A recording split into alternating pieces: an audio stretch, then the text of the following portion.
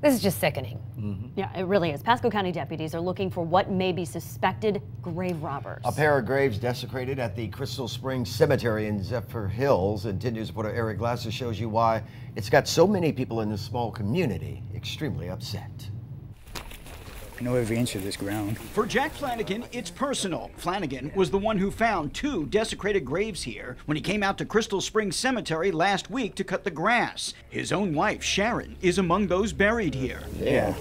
That was the first thing on my mind. I went back to check hers, make sure everything was right over there. And everything was fine.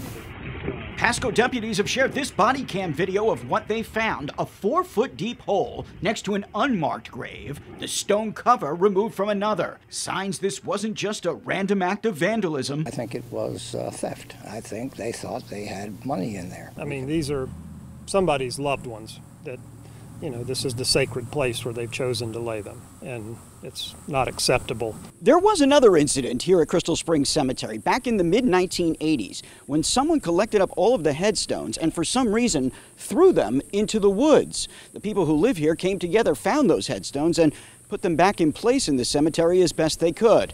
We haven't ever had the grave sites violated like this. Cindy Cornelius manages the cemetery, which for close to 100 years has been the final resting place for Crystal Springs residents. Down a dirt road in an area so remote it doesn't even have an address. She thinks whoever did this had to be local. The only thing we can figure, like everybody else figures, is they were looking for jewelry on bodies maybe, or maybe it was a prank or a dare. Pasco deputies say they found some empty cans at the scene, a rope, and what looks like truck tracks. On the community's Facebook page, hundreds reacting to the news called it sick, horrible. The deceased cannot even rest in peace. Well, they're going to do it somewhere else. And families don't need to go through this. We're supposed to be able to rest in peace. Thank you. And definitely they didn't let him rest in peace. In Zephyr Hills, Eric Glasser, 10 News. The cemetery's operators are encouraging anyone who still lives in the area to check on their relatives' grave sites.